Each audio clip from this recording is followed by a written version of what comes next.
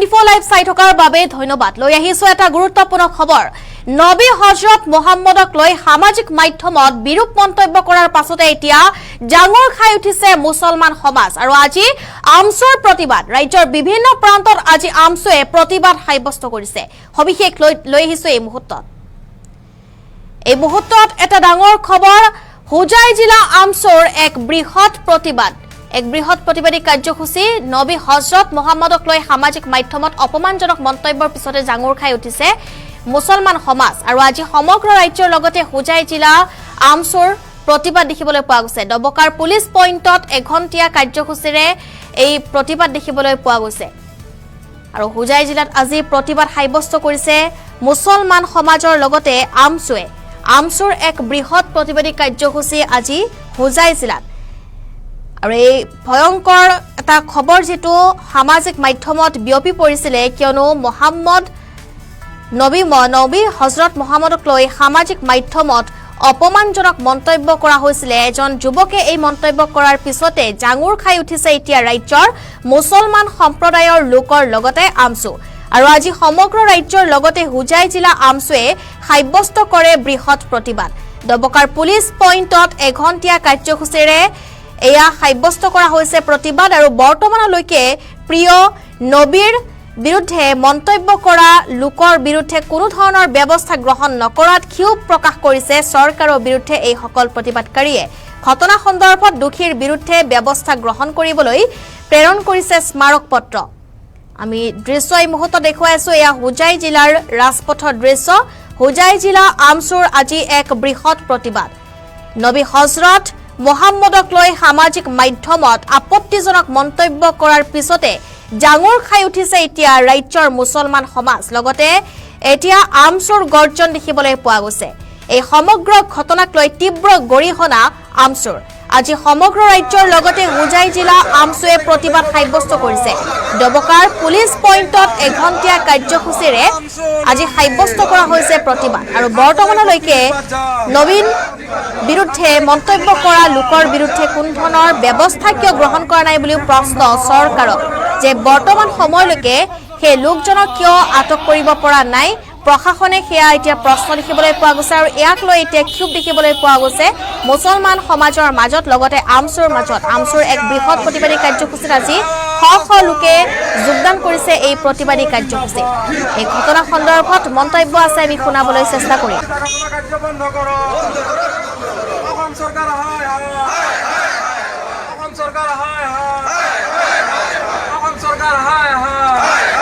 অবিৰতভাৱে অশান্ত কৰিবলৈ একাংশই উঠিবলৈ লাগিছে। শেহতীয়াকৈ দেখা গৈছে যে ইছলাম ধৰ্মাৱলম্বী লোকসকলক টাৰ্গেট কৰি এটা চক্ৰই পৰিকল্পিতভাৱে আমাৰ প্ৰিয় নবী হজৰত মোহাম্মদ মুস্তাফা সাল্লাল্লাহু আলাইহি সাল্লামৰ ওপৰত অশ্লীল ভাষা প্ৰয়োগ কৰি তেখেতক অপমান কৰাৰ উপৰিও ইছলাম ধৰ্মাৱলম্বী লোকসকলৰ ধৰ্মীয় অনুভূতিত চূড়ান্তভাৱে আঘাত আনিছে।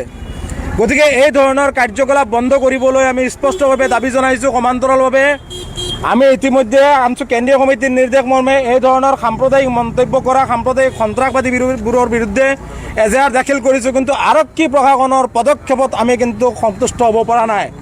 আৰক্ষী প্ৰশাসনে এনেধৰণৰ পদক্ষেপ ল'ব লাগে যাতে আমি আশ্বস্ত হ'ব পাৰোঁ আৰু এই ধৰণৰ সাম্প্ৰদায়িক সন্ত্ৰাসবাদীবোৰৰ বিৰুদ্ধে কঠোৰ পদক্ষেপ লৈ এইবোৰক নাকি ল'ব লাগে। সমান্তৰালভাৱে অসমখনত যি ধৰণে আইন শৃংখলাৰ চূড়ান্তভাৱে অৱনমিত হৈছে, গতিকে আমি স্পষ্টভাৱে আহ্বান জনাব বিচাৰিছোঁ আইন শৃংখলা উন্নত কৰিব লাগে আৰু ধৰ্মৰ ভিত্তিত অপৰাধী চিনাক্ত কৰা কাৰ্যকলাপ বন্ধ কৰি, অপৰাধীৰ কোনো ধৰ্ম নাই, গতিকে অপৰাধী যোনেই নহওক, যিকোনো ধৰ্মৰে নহওক, সেইসকলৰ বিৰুদ্ধে কঠোৰতম শাস্তিৰ ব্যৱস্থা কৰি অসমখন অপৰাধমুক্ত কৰিবলৈ আমি অসম চৰকাৰ তথা আৰক্ষী প্ৰশাসনক স্পষ্টভাৱে আমছুৰ ফালৰ পৰা দাবী জনাই আজি আমছু কেন্দ্ৰীয় সমিতিৰ নিৰ্দেশ মৰ্মে অসমৰ প্ৰতিখন জিলা কমিটিৰ সমান্তৰালভাৱে আমি হোজাই জিলা আমছুৰ ডবকা পুলিচ পইণ্টত আজি মানৱ শৃংখল কাৰ্যসূচীৰ জৰিয়তে প্ৰতিবাদ সাব্যস্ত কৰিছোঁ। আমি আৰু এই প্ৰতিবাদ কাৰ্যসূচীৰ জৰিয়তে মেম'ৰেণ্ডাম স্মাৰক পত্ৰৰ জৰিয়তে আমি আমাৰ দাবীসমূহ স্পষ্টভাৱে আমি উল্লেখ কৰিছোঁ আৰু আমাৰ দাবীসমূহ যদি নামানে আগন্তুক দিনত অবিৰতভাৱে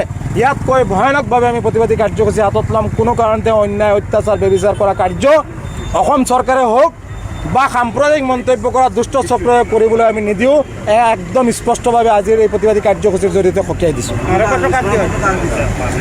আমি ইছলাম প্ৰশ্ন বিভাগীয় কৰ্তৃপক্ষৰ জৰিয়তে দিছোঁ আৰু আমি অসমৰ এই যি অনিয়ম আছে, যি অপৰাধজনিত ঘটনা আছে, এইবোৰ বন্ধ কৰিবলৈ আমি দাবী জনাইছোঁ। সমান্তৰালভাৱে আমি অসম চৰকাৰকো আমি দাবী জনাইছোঁ যে এইবোৰ অতি শীঘ্ৰে বন্ধ কৰিব লাগে।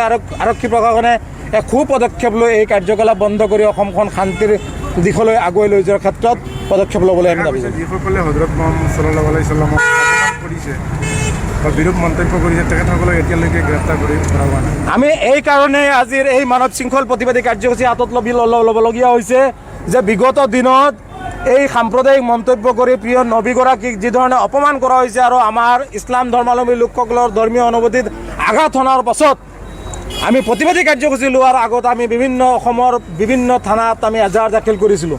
কিন্তু দেখা গৈছে আজিৰ দিন পৰ্যন্ত অতদিন উকলি যোৱাৰ পিছতো এজনো সাম্প্ৰদায়িক মন্তব্য কৰা এই অপৰাধীবোৰক গ্ৰেপ্তাৰ কৰা হোৱা নাই, কোনো ধৰণৰ শাস্তিৰ ব্যৱস্থা কৰা হোৱা নাই।